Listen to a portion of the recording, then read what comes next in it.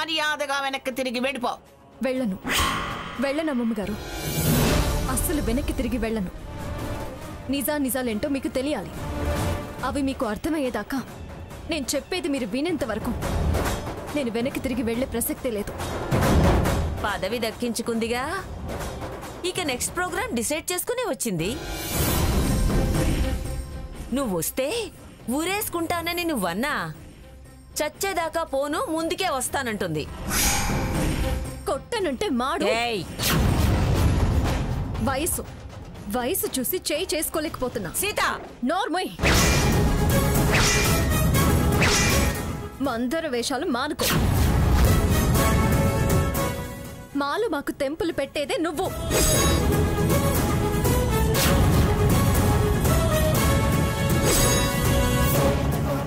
అసలు నీకు ఇక్కడ ఏం పని? ఎందుకు వచ్చావు? అది నా ఫ్రెండ్, దాన్ని ఏమనంటే మర్యాద ఉండదు. నీ మర్యాద గంగపాలు చేయాలని కంకణం కట్టుకున్న ఈవిడ నీ ఫ్రెండ్ కాదే, చీడ పురుగు. ఓ పెద్ద మనిషిగా నీకు చీము, నెత్తురు, రోషం, పౌరుషం అనేవేమి లేవా? తగుదునమ్మా అని మా మధ్యలో తయారయ్యావు. వెళ్ళు, మర్యాదగా వెళ్ళు, లేకపోతే నా మనవళ్ళ చేత నిన్ను గెంటించాల్సి వస్తుంది. రఘు చూడరా.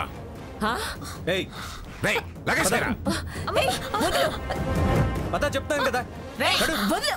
ఆగో, మీరందరూ కలిసి మమ్మల్ని బయటికి గెంటేయడానికి నిర్ణయించుకున్నారా? ఏరా, నా కళ్ళ ముందే నా స్నేహితురాలే అనాలకెళ్తున్నాడు వాడు. బయటకు పంపే వాళ్ళమైతే అసలు లోపలికెందుకు రానిస్తామే? గేటుకు తాళాలు వేసేవాళ్ళం.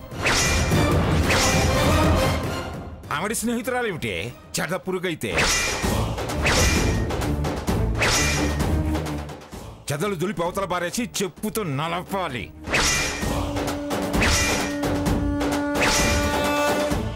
కానీ బయటకు మాత్రమే తరిమేస్తున్నాం, సంతోషించు. చూసావా అమ్మమ్మ ఎలా మాట్లాడుతున్నారో? చివరకు తాతయ్యను కూడా నీ కాకుండా చేశారు. నన్నెవ్వరూ ఏమీ చేయలేరు, నేనెవరిని కాదనుకోవటం లేదు. నీ బుద్ధి చెడిందని అందరి బుద్ధి చెడిందనుకోకు. అమ్మమ్మ గారు, మీరు ఆవేశాలు తగ్గించుకొని కాస్త నా మాట వినాలి. ఏంటి నీ మాట వినపడద్దు, నీ నీడ పడద్దు అంటే వినాలి, విని తీరాలి అంటూ వస్తున్నావు. వెళ్ళు అవతలికి, వెళ్ళు. స్వర్ణ,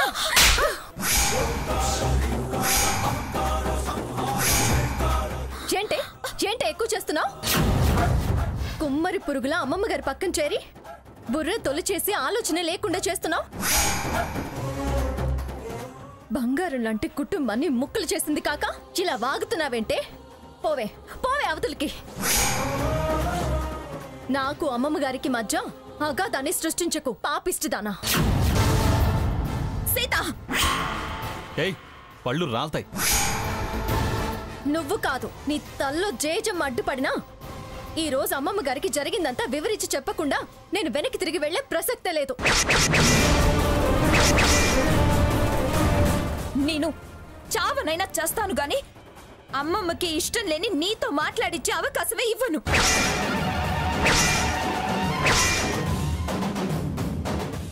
అమ్మమ్మ గారితో నేను మాట్లాడితే నీకేంటి నష్టం?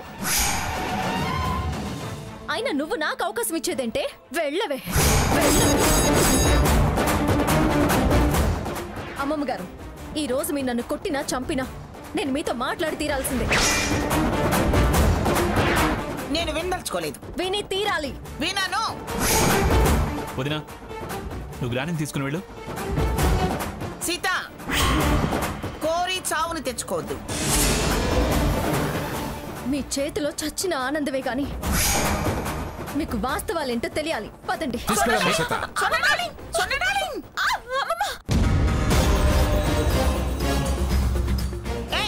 ఎక్కడికి ఎక్కడికి ఎక్కడికి?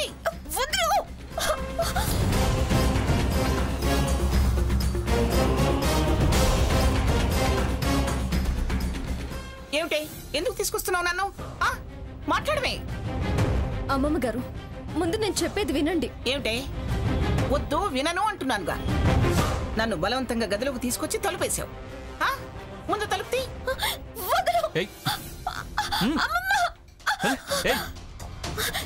సీత, తలుపు తీ సీత. అమ్మమ్మ. ఏయ్, ఏంటి నీ గొడవ? తలుపు తీ అమ్మమ్మ. వదిన గ్రానీతో మాట్లాడుతుంటే ఏంటి నీ డిస్టర్బెన్స్? తాగుతలకి రా. వదలు. వదలు బావా. చెయ్యొదలు బావా. ముందు రావే. అమ్మమ్మ.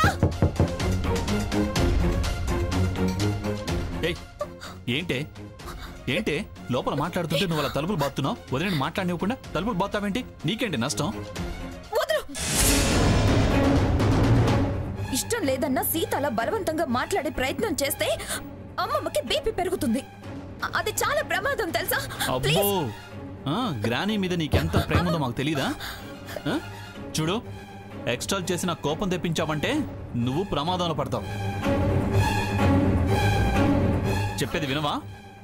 బావా ప్లీజ్ బావా, వదలు బావా. బావా ప్లీజ్ బావా, నడవే.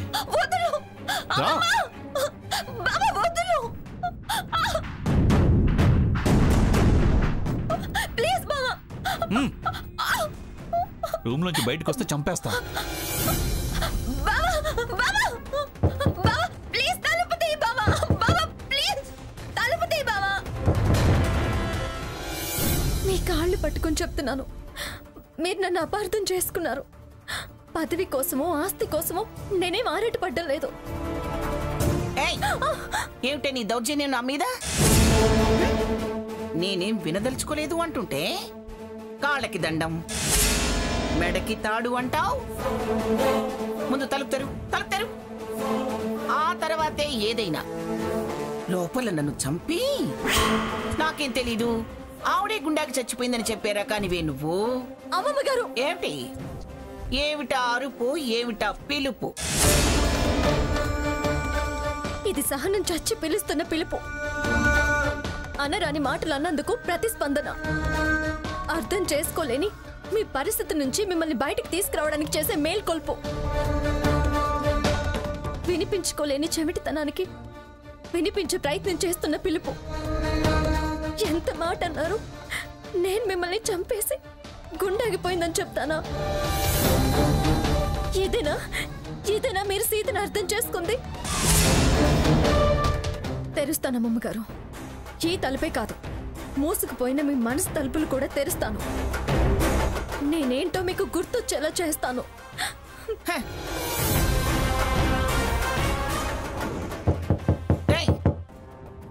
ఎందుకురా ఎందుకురా దాన్ని గదిలో పెట్టి బంధించారు? తీ, తలుపు తీ. నీకేం తెలియదు గ్రానీ. ఏమిటో నాకు తెలీదు. ఊరుకో గ్రానీ. నేను చెప్తున్నానుగా, ఊరుకో. నేను చెప్పేది విను గ్రానీ. నేను చెప్పేది విను గ్రానీ, ప్లీజ్.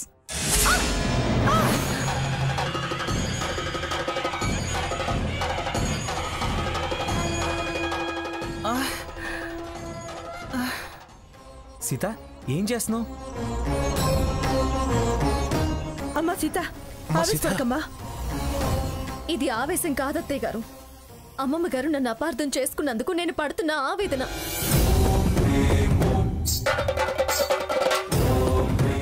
అమ్మమ్మ గారు నా మనసు గాయపరిచినందుకు చేస్తున్న ఆక్రందన.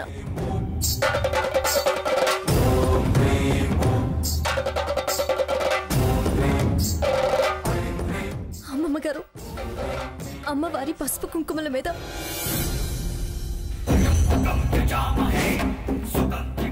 నా 5వ తనం మీద ప్రమాణం చేసి, ఈ అగ్ని సాక్షిగా ప్రమాణం చేసి మరీ చెప్తున్నాను.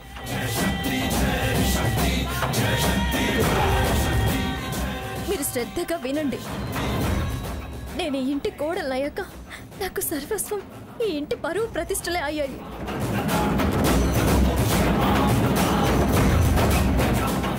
ప్రతి క్షణం అందరి క్షేమం, సుఖ సంతోషాలుగా మీ అందరి ప్రేమాభిమానాలే కోరుకున్నాను.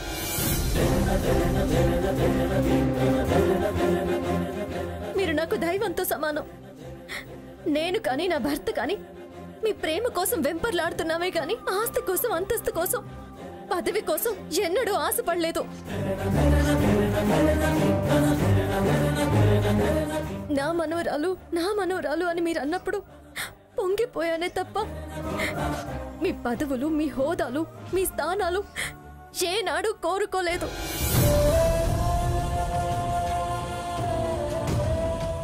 మీ నీడలో బతకాలని ఆశపడ్డామే తప్ప మరొక ఆలోచన ఎప్పుడు చేయలేదు అమ్మమ్మగారు.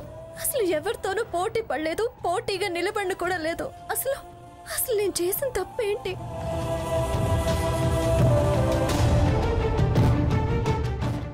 ఎందుకు దాని మాట కట్టుబడి మీరు మారిపోయారు? అసలు ఆ భాగీరథికి మీరు ఎందుకు దగ్గరయ్యారు? అయ్యో, క్రిస్టల్ పెట్టే టైం అయిందే. ఇప్పుడు అమ్మమ్మ మామూలు మనిషి అయితే మామూలు పరిస్థితికి వస్తుంది. అన్నీ తెలిసిపోతాయి. ఎలా ఇప్పుడు?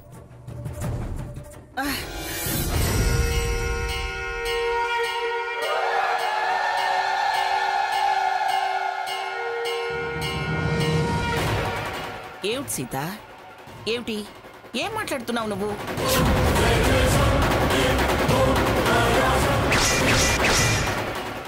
నేనెవరి మాటలకు కట్టుబట్టమేమిటి?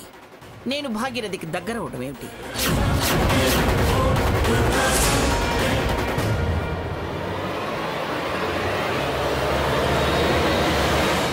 అమ్మమ్మ గారు ఏంటి ఏమీ తెలియనట్టు అలా అడుగుతున్నారు?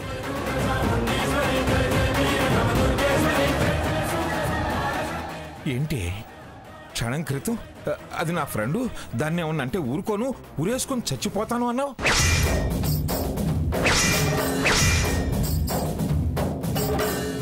నేనా? అదేంటి అత్తయ్య గారు మీరు ఎలా అంటున్నారు? మీకేం గుర్తులేదా? లేదే, నాకేం గుర్తు రావట్లేదే.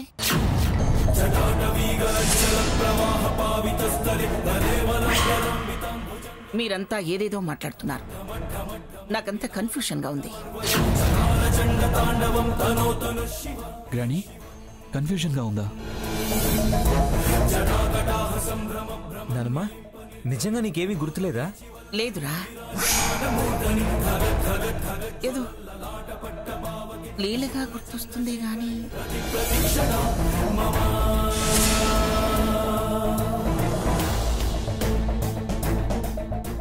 అని ఏ విధంగా అదేదో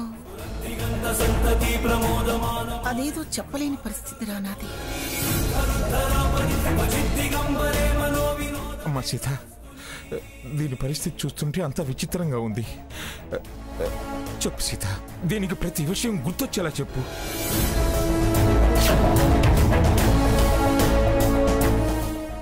చెప్తాను తాతయ్య గారు. నా మీదున్న అపార్థాలు తొలగిపోయేలా అన్ని వివరంగా చెప్తాను. అపార్థం కాదు, తనకి అర్థమయ్యేలా చెప్పు ముందు.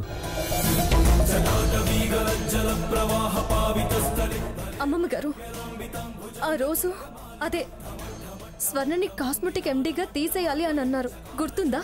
తీసేశాం కదా. ఆ తర్వాత మీరు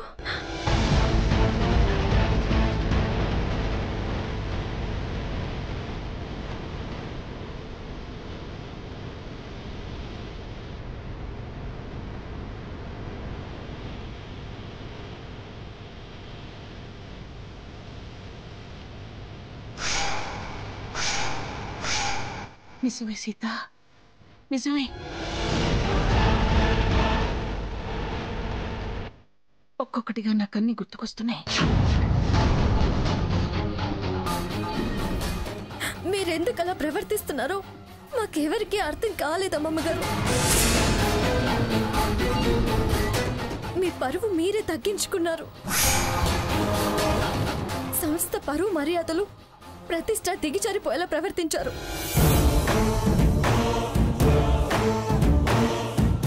మన ఇంట్లో కూడా పరిస్థితులు విచిత్రంగా మారిపోయాయి. మమ్మల్ని అందరినీ శత్రువుల్లా ఆ భాగీరథి స్వర్ణలే మీ వాళ్ళలా చూసుకున్నారు.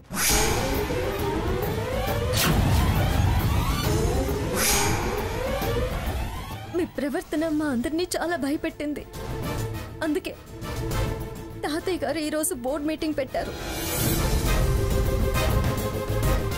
వాళ్ళ స్థానం కోసం మీకే ప్రమాదం తలపెడతారో అని మీ పదవి నుంచి మిమ్మల్ని తప్పించారు.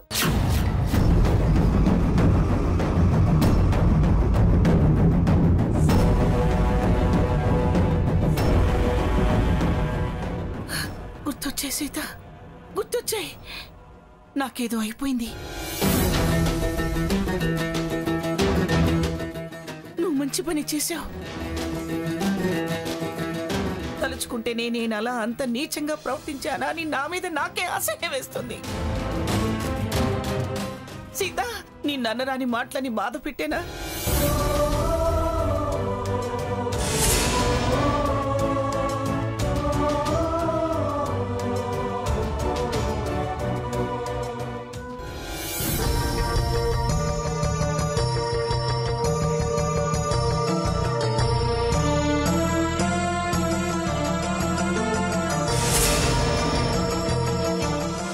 అమ్మగారు, మీరు నన్ను అన్నందుకు నాకేం బాధలేదు అమ్మగారు. కానీ మీ మానసిక స్థితి మా అందరికీ ఆందోళన కలిగించింది. మీకు గుర్తు రావడం మా అదృష్టం. ఈ పదవులు ఇవేవి మాకొద్దు, అవి మీవే. మీరు పూర్తిగా కోలుకుంటే అంతే చాలు. సీత, ఒక్క నిమిషం అమ్మమ్మ గారు, నేను మీకు దిష్టి తీస్తాను.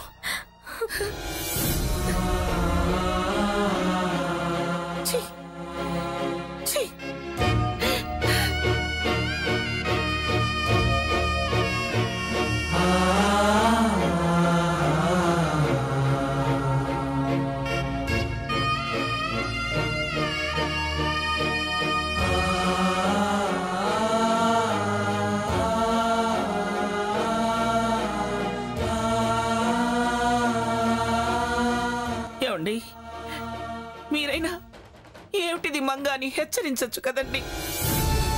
ఇది మరీ బాగుంది. బుర్ర పండినోడా, బుర్ర తక్కువడా అంటూ విరుచుకుపడి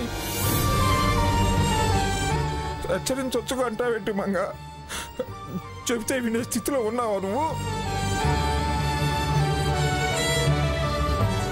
సరే, జరిగిన సంఘటనల వల్ల నలుగురు నా గురించి నానా రకాలుగా అనుకుంటూ ఉంటారు. అందరి సందేహాలు తీరిపోయేలా రేపు ప్రెస్ మీట్ పెట్టి తిరిగి నా పరువు నేనే పునరుద్ధరించుకుంటాను.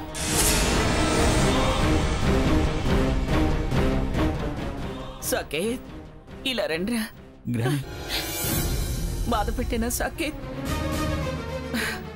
నేనేమిటో రేపు అందరికీ తెలియచేయాలి. మిమ్మల్ని ఇప్పుడు ఇలా చూస్తుంటే చాలా ఆనందంగా ఉందమ్మమ్మ గారు. తలుపు తీయండి. ఆ సీత అమ్మమ్మ తీసుకొని బయటకు వచ్చిందా? నేను వెంటనే అమ్మమ్మని చూడాలి. తలుపు తీయండి. తలుపు తీయడం కుదరదు. నువ్వు బయటికి రావడానికి వీల్లేదు. గ్రాని పూర్తిగా నీ మాయలోంచి బయటకు వచ్చింది. రేపు ప్రెస్ మీట్ పెట్టి తనే అన్ని విషయాలు అందరికీ చెప్తానంది. అందాక తలుపులు తీయడం, తాళాలు తీయడం ఉండవు. బాబా, బాబా తలుపు తీ. బాబా, నువ్వు లోపలే మగ్గిచ్చావు. నీకు తిండి నీళ్లు కూడా ఉండవు. రేపు ప్రెస్ మీట్ అయ్యేదాకా నువ్వు ఆ గదిలో ఉండాల్సిందే.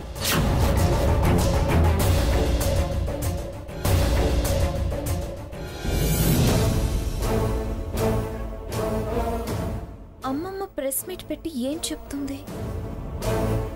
అసలు అమ్మమ్మ ప్రెస్ మీట్ పెట్టడం ఏంటి? నేను దగ్గర లేను కాబట్టి ఏదన్నా పాజిటివ్ ఎనర్జీ అమ్మమ్మను వశీకరణం నుంచి బయటపడేసిందా? పడేసే ఉండొచ్చు.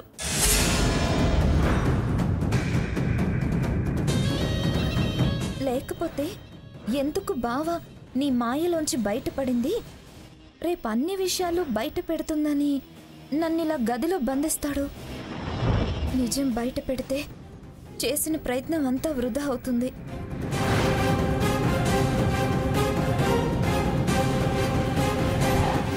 ఎలా అయినా బయటపడి అమ్మమ్మ వాస్తవాలు చెప్పకుండా అడ్డుపడాలి.